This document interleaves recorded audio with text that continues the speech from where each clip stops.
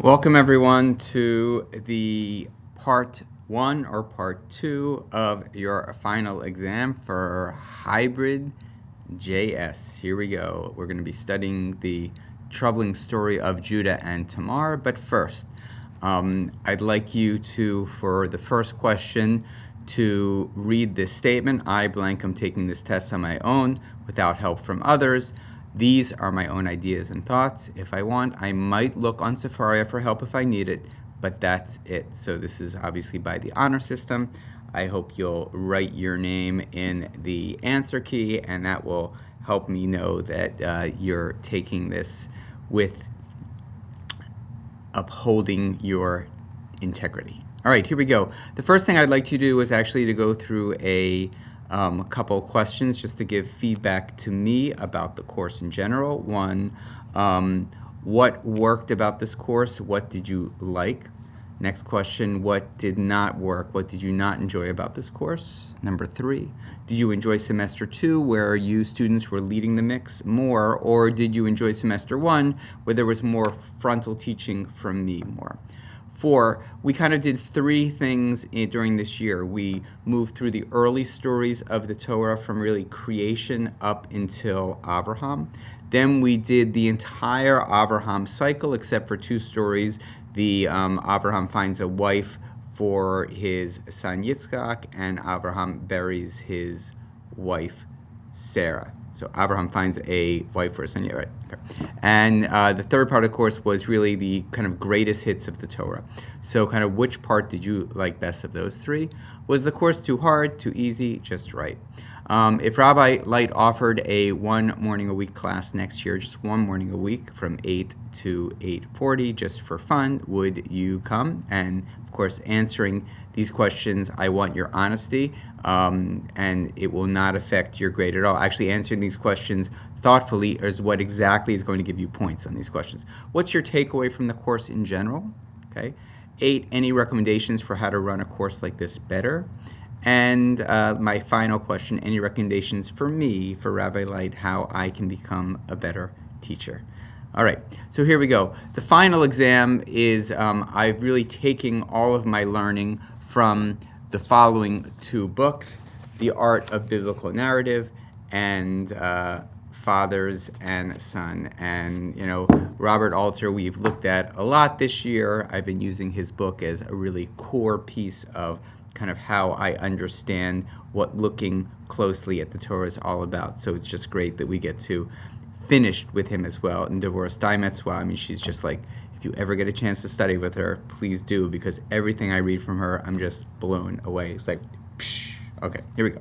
So we're going back now to the Joseph story. If you remember it, I think Claire presented part of it, Ella presented part of it, and Guile presented part of it. So we have three parts of the course, and here we go. So the Joseph story actually has really two parts. Part one is we learn that Joseph is the favorite, Joseph is hated, and then Joseph is sold into slavery. And part two of the story is Joseph with Potiphar and Potiphar's wife, and kind of trying to kind of navigate what it is like to kind of live as a slave in this house of a woman who kind of wants to seduce you. Number two, Joseph's in jail interpreting dreams. Pharaoh dreams a bad dream. Butler reminds Joseph about the dream teller. Remembers Joseph the dream teller. Joseph is made second command. Brothers come down to Egypt. Brothers are tested. Judah proves to Joseph that the brothers have changed, and Joseph reveals himself.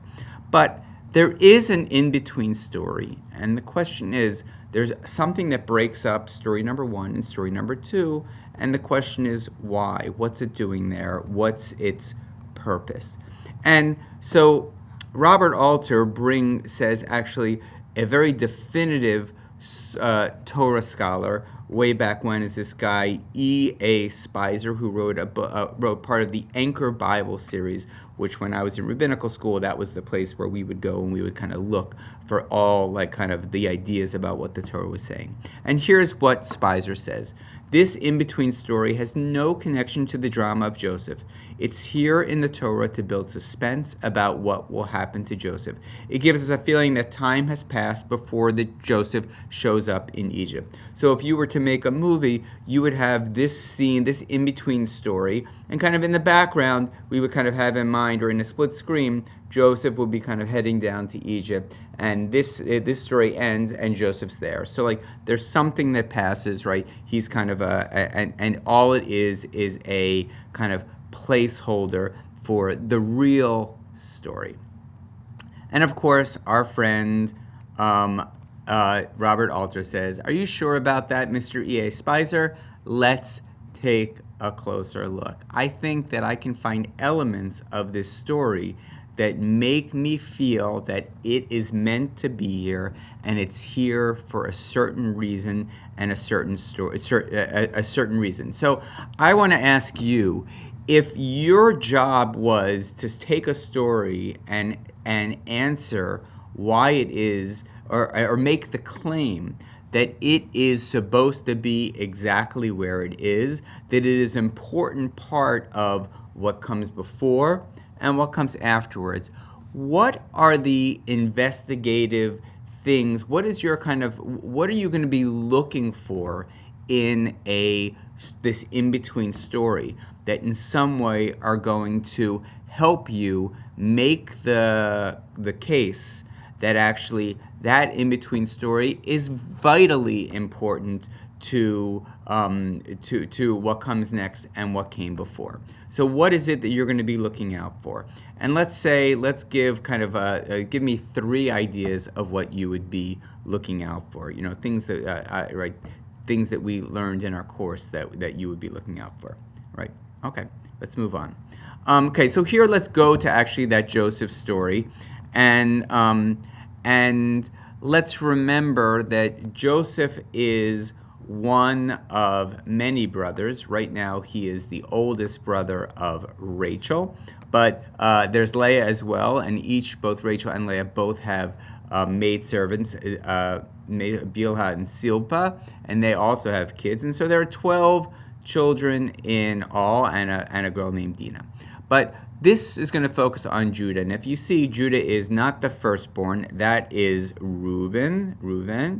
But Judah is the 4th born.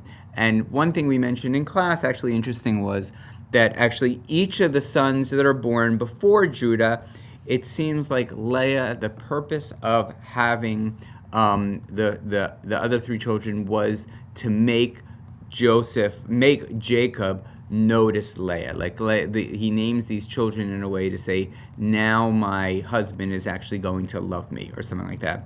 Judah is the first one that basically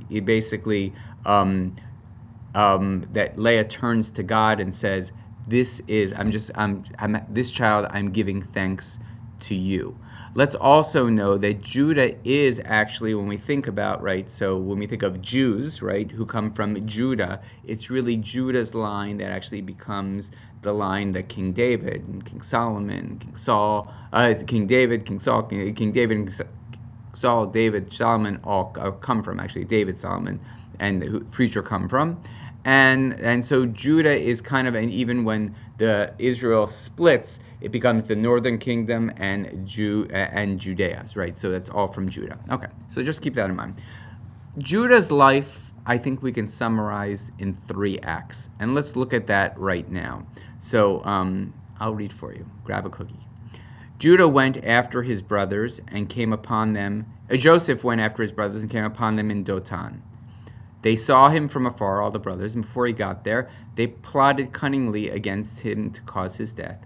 They each said to his brother, here comes the master of dreams. Now come, let us kill him and throw him into one of these pits and say an ill-tempered beast devoured him. Then we will see what becomes of his dream. Reuben heard it and tried to rescue him from their hands. He said, let's not take his life. And Reuben said to them, remember, Reuben is the firstborn, do not shed blood, throw him into this pit that is in the wilderness, but do not lay a hand on him, in order that he might save him from their hands to return him to their father. So it was when Joseph came to his brothers that they stripped Joseph of his cloak, the ornamental cloak that he had on. They took him and cast him into a pit. Now the pit was empty, no water was in it. And they sat down to eat bread. They lifted up their eyes and saw, now here, a caravan of Ishmaelites coming from Gilad, their camels carrying balsam and ladanum, traveling to take them down to Egypt. Now Yehudah said to his brothers, what gain is there if we kill our brother and cover up his blood? Come, let's sell him to the Ishmaelites, but let not our hands be upon him, for he's our brother, our flesh. And the brothers listened to him. Meanwhile, some Midianite men, merchants, passed by. They hauled up Joseph from the pit, sold Joseph to the Ishmaelites for 20 pieces of silver, and they brought Joseph to Egypt. Reuben returned to the pit, and here Joseph was no longer in the pit, and he rents his clothing, and returned to his brothers and said, the child is no more, and where am I to go? But they took Joseph's tunic, they slaughtered a hairy goat, and they dripped the tunic in his blood. So let's ask about Yehudah here. Tell me about Yehudah.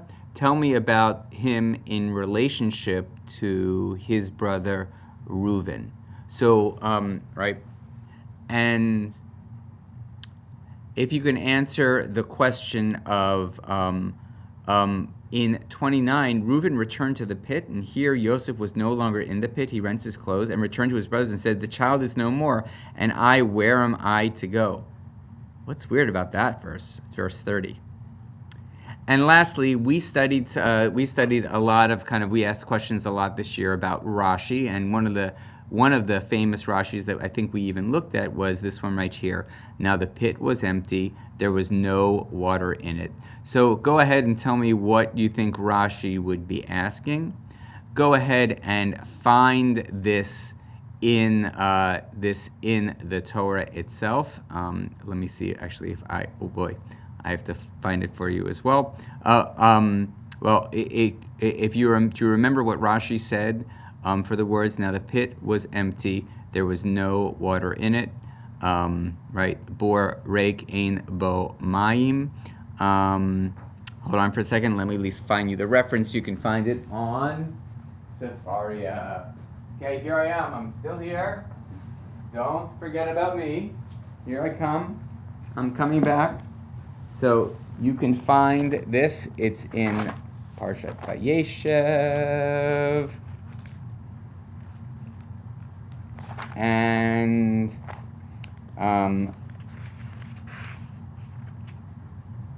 you can find it in chapter 37,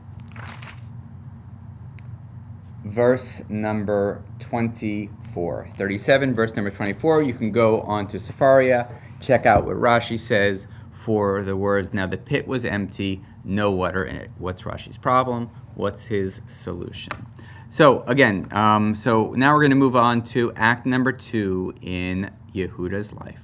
They came home to Yaakov, their father, in the land of Canaan, and told him all that had befallen him, saying, then the man, the Lord of the land, said to us, but bring your youngest brother to me, so that I may know that you are not spies, that you are honest. Then I will give your brother back to you. Yaakov, their father, said to them, me you have bereaved. Joseph is no more, Shimeon is no more, and Benjamin you would take from me. To me has all this happened. Remember, so this is when the brothers have been down to Egypt. They come back to their father and say, the only way we're allowed to return and get good other stuff is if you bring Benjamin with you, right? Reuben said to his father, saying, my 2 sons you may put to death if I do not bring him back to you. Place him in my hands, and I will return him to you. So Reuben is saying, I will be responsible for Benjamin. But he said, but Jacob says, my son is not to go down with you. But the famine was heavy in the land, and so it was, when they had finished eating the rations that they had brought from Egypt, that their father said to them, return, buy us a little food. But Yehudah said to him, saying, The man warned us, saying, "You shall not see my face unless Benjamin is with you." Israel said, "Why do you deal so ill?" Israel said, oh, interesting, not Jacob, but Israel here. "Why do you deal so ill with me by telling the man that you have another brother?" By the way, any idea why that name of Yaakov would now, at this moment, turn to Yisrael? Give me an idea. They said, the man asked about us and about our kindred, saying, "Is your father still alive? Do you have another brother?" So we told him, according to these words, could we know that he would say, "Bring your brother down"? So Yehuda said to his father, Israel his father, "Send the lad with me, and we will arise and go, that we may live and not die. So we, so you, so our little ones. I will act as his pledge. At my hand you may seek him. If I do not bring him back to you and set him in your presence, I will be culpable for sin against you all of the days to come." Yisrael their father said to the men, "If it must be so, then do this.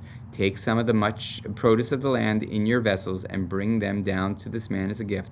As for me, I must be bereaved. I must be bereaved. Like, I must be sad. I'm in mourning. I'm in mourning." Okay, so if this is part 2 of Yehuda's life, explain to me kind of what's happening here vis-a-vis Yehuda and Reuven. Okay, and why is it that Reuven Jacob listens to Yehuda and his request, but Reuven says the exact same thing and he doesn't listen at all? So what's going on here? Okay, here we come, act number 3 in Yehuda's life. And he said, Joseph, this is when they're kind of they've been found to be to have stolen Joseph's goblet. And they go ahead and basically Joseph is saying, "Okay, now I'm going to keep Benjamin forever, but you guys can go." Okay, and he said, "The man in whose hand in his hand this goblet was found, he shall become my servant. But you go up in peace to your father." Right? This is it. Right?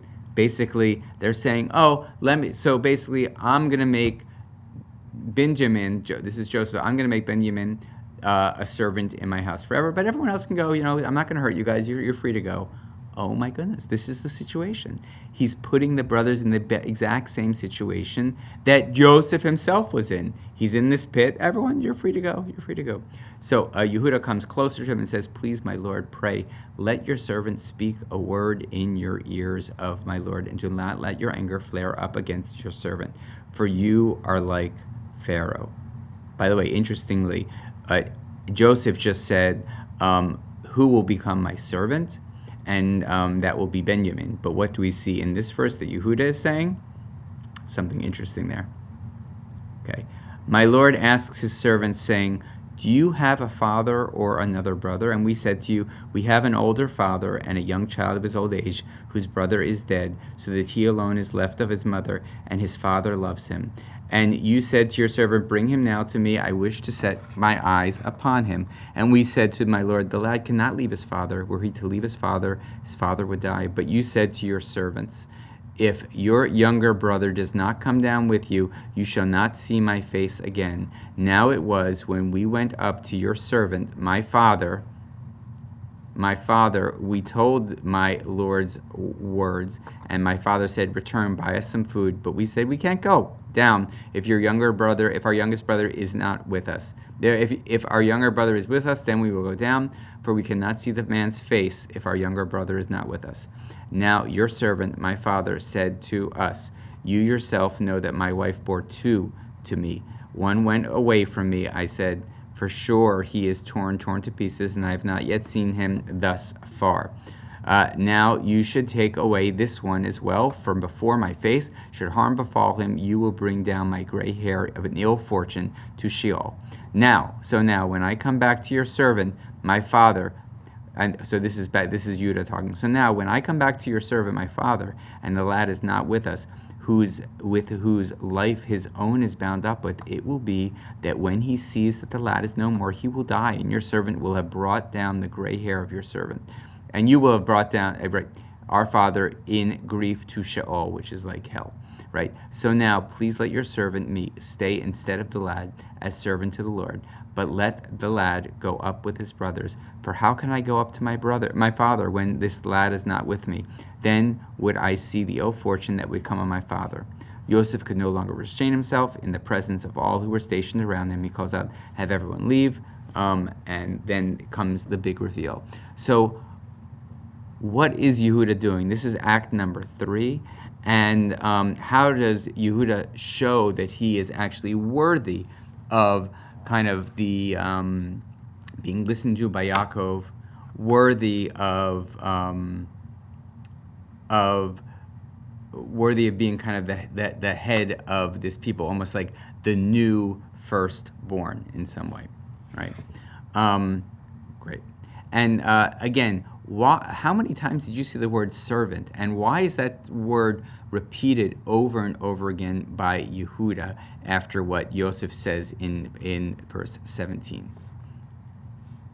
Okay, so here we go. So the big question that we want to ask ourselves also is, how does Judah change from the Judah who sells his brother, right, during the when Joseph is in the pit, to the Judah who's willing to give up his own life so that a brother is not sold into slavery? So that's going to be the big question that we're going to try to answer today. So we're not only going to answer the question of why is the story that comes in the middle of these two Joseph parts, why is that important, but how can we answer this question of where did the transformation of Judah happen, so that he goes from the Judah of Act 1 to the Judah of Act Act 3. Okay, so here we go. So again, let's go back to this story right here. Joseph's favorite, Joseph is hated, Joseph is sold into slavery. Right after that event, right after Joseph is sold, what happens? They took Joseph's coat, they slaughtered a hairy kid, Sir Ezim, a goat, dipped the coat in blood. When they had the coat sent out, then they had the coat sent out and had it brought to their father and said, "We found this. Please recognize whether it is your son's coat or not." He recognized it and said, "My son's coat. An ill-tempered beast has devoured him. Joseph is ripped, torn to pieces." Yaakov tore his clothes, he put sackcloths on, and mourned his son for many days. And all his sons and daughters arose to comfort him, but he refused to be comforted. He said, "No, I will go down to my son in mourning." Thus his father wept for him. Meanwhile, the Midianites had sold Joseph, and Joseph is heading down into Egypt. So first of all, I want to ask you the following question: how is it that Jacob knows about the death of Joseph? Who comes to that conclusion? Okay, isn't that interesting? That it's not the brothers who come and say Joseph was devoured by an animal. They actually show Jacob the cloak, and Jacob looks at it and he recognizes it, and he says, "Oh, now I know what happened to my son." Very important to keep that in mind. And make sure also that we see this word recognize right here two times, hakerna or lahakir in Hebrew. We're gonna that word may end up being a light word as we move forward, right? Another word for light word is what? Exactly. Okay, here we go. So what is that in-between story now that we have that little background on kind of the Judah that was, the Yehuda of what he will be, and that kind of little piece right there about recognize. So this is the story about Judah and Tamar. Let's go take a look at it. Okay. Now it was at about that time that Yehuda went down away from his brothers. He turned aside to an Adulamite man. His name was Hira. There, Yehuda saw the daughter of a Canaanite man. His name was Shua. He took her as a wife and came into her. She became pregnant and bore a son. He called his name Er. She became pregnant again and bore a son, and she called his name Onan. Once again she bore a son, and she called his name Shelah. Yehuda took the wife of a wife for Er, his firstborn. Her name was Tamar. But Er, Yehuda's firstborn, did something bad in the eyes of Hashem, and Hashem caused him to die. So Yehuda said to Anan, "Do your brother-in-law's duty by her, and preserve the seed for your brother." But God caused him to die as well. So just an aside, there is a biblical custom called yibum, which is a levirate marriage, which is also it doesn't help you understand what that is, but this is how it worked. Basically, it said if your brother married a woman and you did not have a child with that woman, and you died, right? So now the woman does not have a husband. The brother another brother of that husband now must marry that woman. Why is that? In order to make sure that the name of your brother and her name can continue in the world. So that was called yibum, or a levirate marriage. And there were ways to reject it if the woman basically, if the man took off the woman's shoe and the woman spits in his face, and so there's like a big ritual around the not doing this. But that was the rule. So basically, since Er dies, Yehuda turns to Onan and says, "Go marry Tamar," which he does, and then he dies as well. So now we've got Yehuda, 3 sons, right? On, Anan, Shelah, and 2 are dead. Shelah is the only one left. But according to the laws of Yibum, right, neither Onan or On have actually been, or Er have been able to have a baby with Tamar. So Shelah should be the one to now marry Tamar. Okay. So but this is what happens. So Yehuda says to Tamar, his brother-in-law, "Sit as a widow in your father's house until Shelah, my son, has grown up." For he said to himself, this is Yehuda talking to himself, "Otherwise he will die as well, like his brothers." Obviously, so Yehuda thinks, man, Tamar, she's bad news. Like she's bringing death to all of my sons. I can't give Shelah to her. So go home and Shelah's not old enough, like an excuse. Okay. So Tamar went and stayed in her father's house, and many days passed. Now Shua's daughter, Yehuda's wife, dies. When Yehuda had been comforted, he went up to his sheep shearers. He and his friend Hira the Adulamite to Timnah. And Tamar was told, saying, "Here your father-in-law is going up to Timnah to shear his sheep." She removed her widow's garments from her, right? She was kind of acting as a widow, waiting for Shelah, but, right, she removed her widow's garment from her, covered herself with a veil, and wrapped herself, and sat down by the entrance to Enaim, 2 wells, which is on the way to Timnah. For she saw that Shelah had grown up, yet had not been given to, but she had not yet been given to him as a wife. Yehuda saw her, and he took her for a prostitute, for she had covered her face. So what is going on here? Why is Tamar dressing up as a prostitute? Why does Tamar believe that she is in some way wronged? Okay, so what does Tamar believe that she is owed, and what is Tamar now going to do in order to kind of get what she believes she is owed, right? Okay, so look at this phrase right here. And many days passed. Now Shua's daughter, Yehuda's wife, died. When Yehuda had been comforted, he went up to his sheep shearer, he and his friends, Hira the Adulamite, to Timnah. Okay, so check out that and look back at this piece right here of Joseph's coat being brought to Jacob.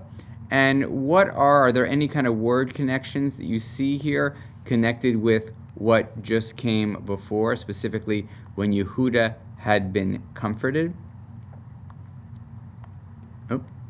And what about this phrase here? I will send out a goat, a kid from the this comes next.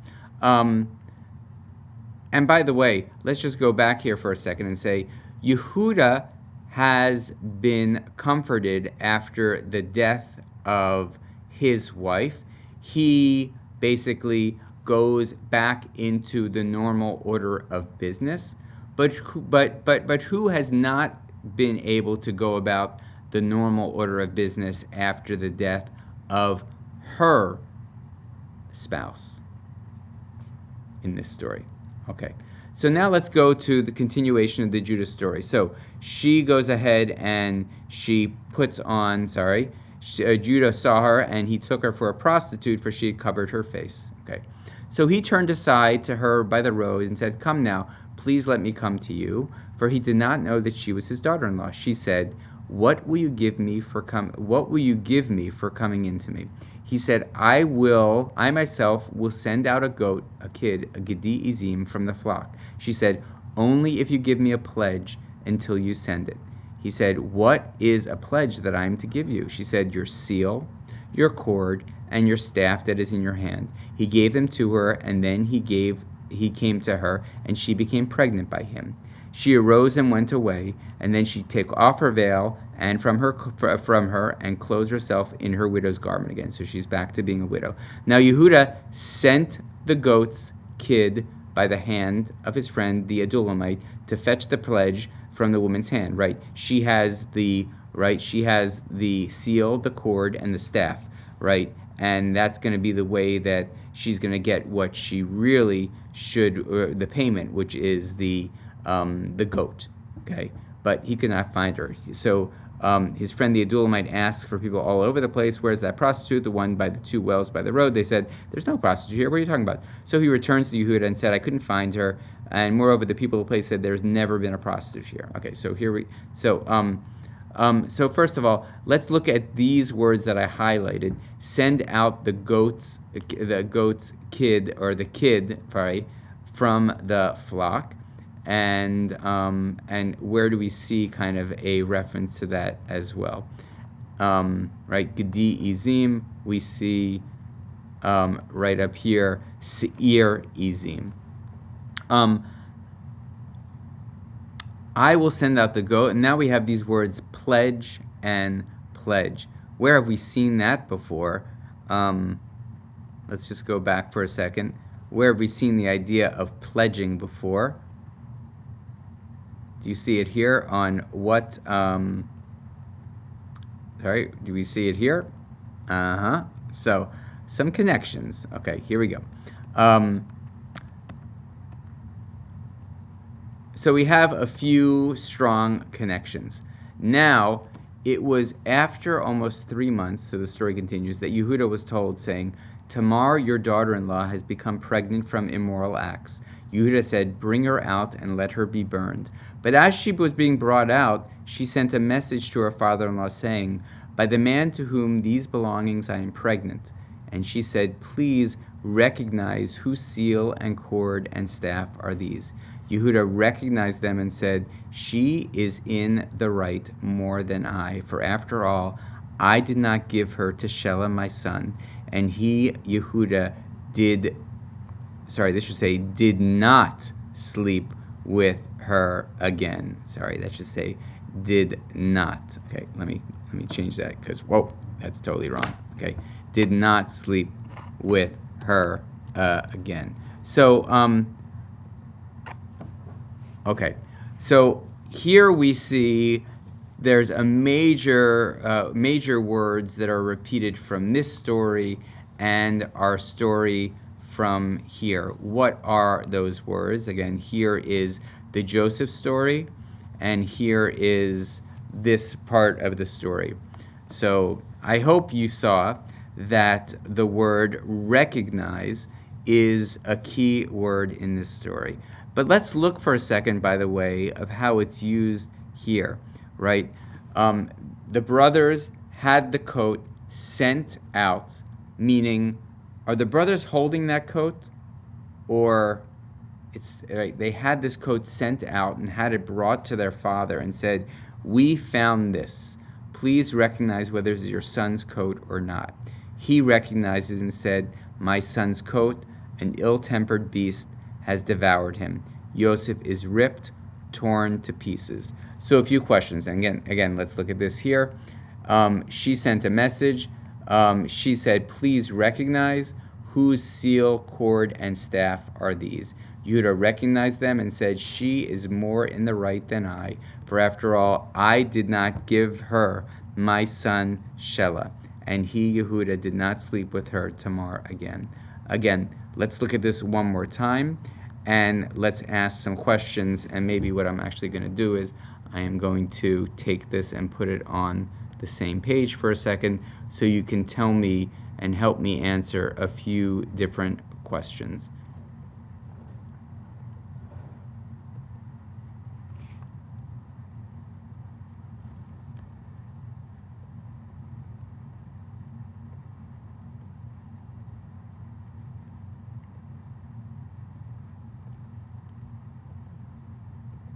Okay, so the first question is, in the beginning, in the Joseph story, the brothers bring Yaakov the coat and say, "Please recognize."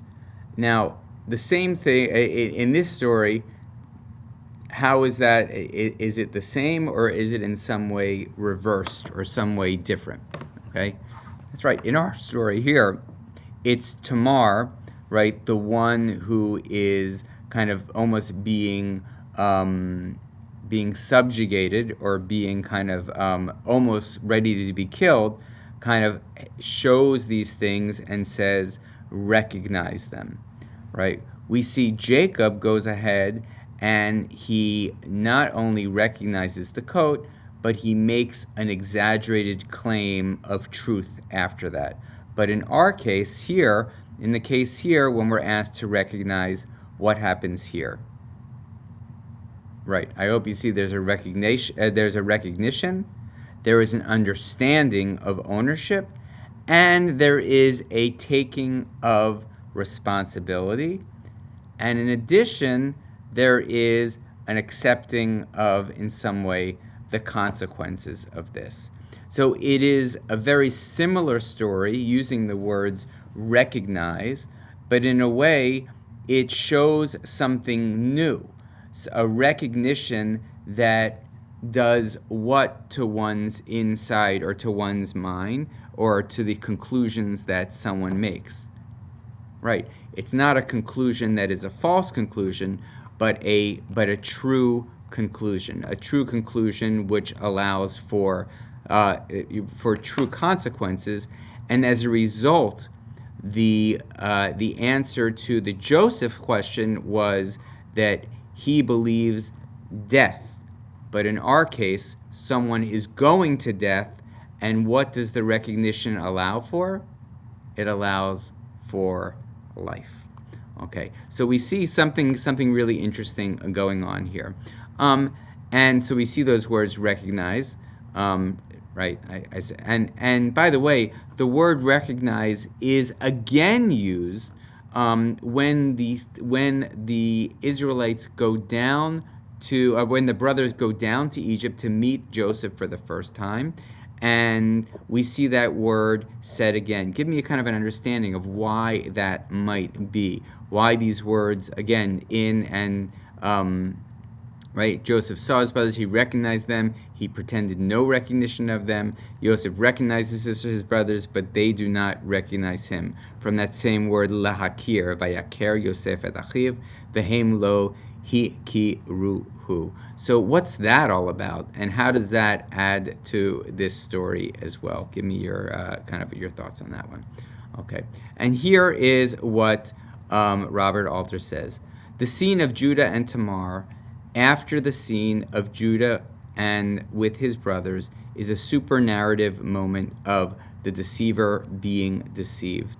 Since Judah was the one who proposed selling Joseph into slavery instead of killing him, he can easily be thought of as the leader of the deception practiced on their father. So Robert Alter is making the claim that here we have the one who was in control of the deception of the father. All of a sudden, what is happening to him, and as a result of what is happening to him, what is Judah learning about this? Okay, and how might it be that what Judah learns from this, how might that change the way Judah responds to his father when Reuben says, "Oh, this is what you should do actually in order to this is why you should make me in charge, Dad. Make me in charge because if I don't do the right thing, you can kill my children." And Judah says, what does Judah say? Let's look at that again. Judah says in right, what does Judah say? Looking on this, he doesn't say you can kill my children, but says something else. And how does that something else? How is that really an outgrowth of this Judah and Tamar story? And then how is actually the scene number, his last scene, also an outgrowth of kind of the Judah and Tamar story? Actually, let's go to that for a second. Right, because this is the question, right, that we had. How does Judah change from the Judah who sells his brother to the Judah who's willing to give up his own life so that a brother is not sold into slavery, right? So what is your kind of hypothesis? How did that change kind of come about? And Devorah Steinmetz will say the following. Tamar is the one who teaches Judah how to be responsible and how to, live up or take ownership of his own responsibilities. So we can do this as well. So if you are Robert Alter and you're responding to this guy, E.A. Spicer, who says, there's no reason for this story of Judah and Tamar to exist. It doesn't need to be here at all. It doesn't do anything. All it is a placeholder to kind of fill up time to give us a sense of this part of the story happened, walking, camel riding down to Egypt, and then this part of the story. So how would you now respond if you were Robert Alter? How would you tell E.A. Spicer that no, actually, this is a really important story, and this is why I know it? So it's two parts. This is a really important story because, and this is how I know that it's connected to the before and the after. Okay, and the last thing I want to talk about is something going on here, and this is pretty interesting. Robert Alter didn't talk about this, but I think that that you would want to, right? Because this feels very reminiscent of another scene, right? So now it was at the time of her birthing that here twins were in her belly. Well, once we say that twins were in her belly, what other twins might we be thinking of at this point? Okay, so check this out. And it was, as she was giving birth, that one put out a hand. The midwife took and tied a red thread on his hand, saying, "This one came out first." Red. That's very interesting.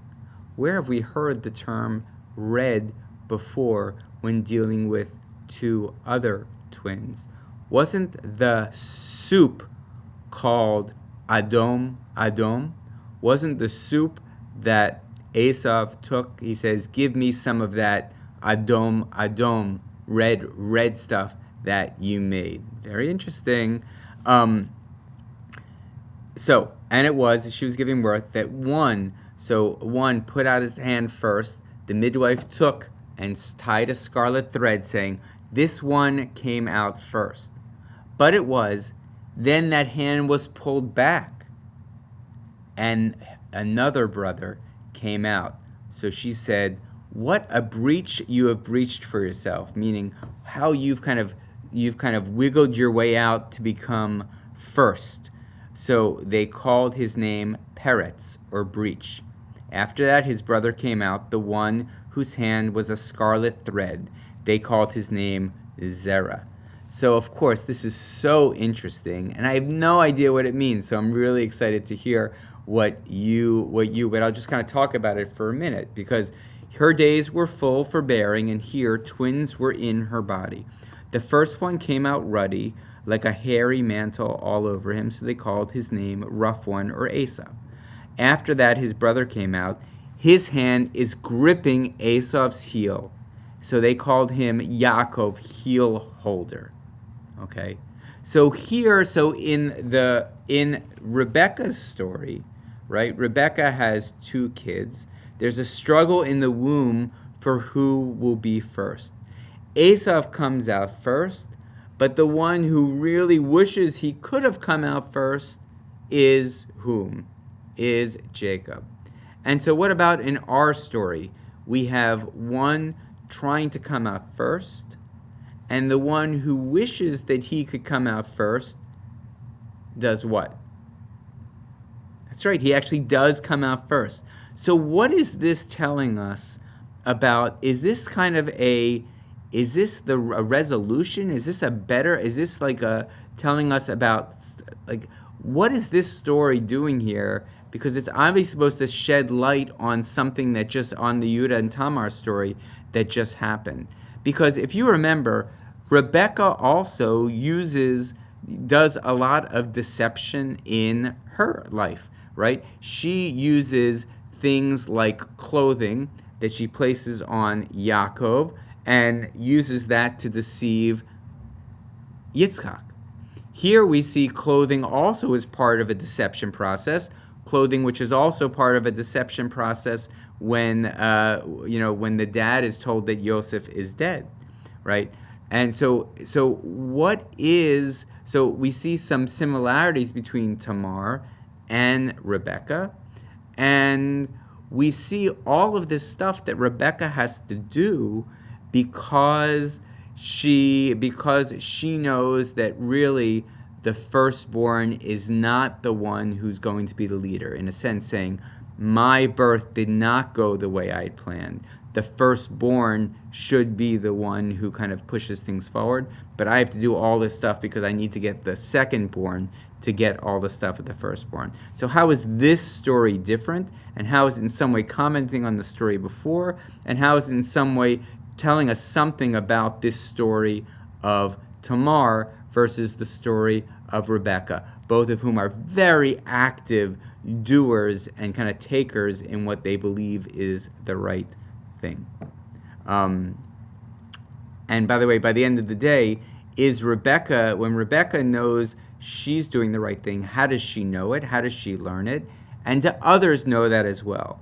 Versus Tamar, when she learns that when it is learned that she's done the right thing, who knows it? How is it known? How is it believed?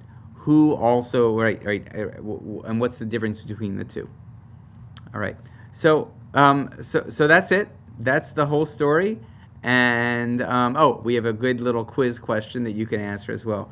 Which biblical character is both father and grandfather to the same children? Right, that's a great quiz question. You can ask anyone. I'm sure no one will know the answer except now you. So I hope you enjoyed the formative, and see you all soon. It was a pleasure teaching you.